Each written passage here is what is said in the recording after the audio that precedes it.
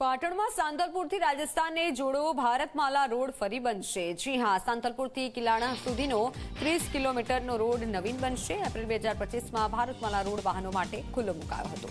માત્ર 4 જ મહિનામાં ભારતમાલા રોડ બિસ્માર થયો છે। પ્રથમ વરસાદમાં જ રોડની હાલત બિસ્માર થઈ છે। 500 કરોડના ખર્ચે બનેલા રોડની હાલત દયનીય બનતા અનેક સવાલ ઉઠી રહ્યા છે। ત્યારે સાંતલપુરથી કિલાણા સુધીનો 30 કિલોમીટરનો રોડ હવે નવીન બનશે। એપ્રિલ 2025માં ભારતમાલા રોડ ખુલ્લો મુકાયો હતો અને માત્ર થોડા મહિનામાં જ રોડની હાલત બિસ્માર થઈ છે। 4 મહિનામાં જ ભારતમાલા રોડ બિસ્માર થતા અનેક સવાલ ઉઠી રહ્યા છે અને હવે કામગીરી શરૂ કરાશે આ રોડને નવીન બનાવવાની। ત્યારે સાંતલપુરથી કિલાણા સુધીનો 30 કિલોમીટરનો આ રોડ નવો બનશે। માત્ર 4 જ મહિનામાં ભારતમાલા રોડ બિસ્માર થઈ ગયો છે।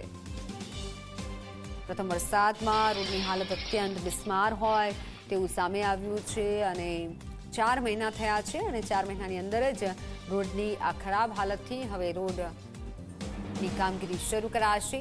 30 કિલોમીટરનો આ રોડ છે। ભારતમાલા રોડ બિસ્માર થતા સવાલ ઉઠી રહ્યા છે। ફોન લાઈન પર સંવાદદાતા અલ્કેશ જોડાઈ ચૂક્યા છે। અલ્કેશ, માત્ર 4 મહિનાની અંદર રોડની આ હાલત છે, શું કઈ કાર્યવાહી કરાઈ છે? રોડ કઈ નવો બને એમ છે? મિત્તલ, કેન્દ્ર સરકારનો જે ડ્રીમ પ્રોજેક્ટ હતો ભારતમાલા, તેને લઈને અનેક વાહન ચાલકો હતા તેઓ ખુશ થયા હતા। તેમને એમ હતું કે આ ભારતમાલા રોડ ઉપરથી તેઓ શાંતિથી પોતાના વાહનો પસાર કરી શકશે અને કોઈ પણ પ્રકારની તકલીફ નહીં પડે। પરંતુ સાંતલપુરથી રાજસ્થાનને જોડતો જે ભારતમાલા રોડ છે તે રોડ 30 કિલોમીટરનો રોડ છે તે ખૂબ જ ખખડધજ થઈ ગયો છે।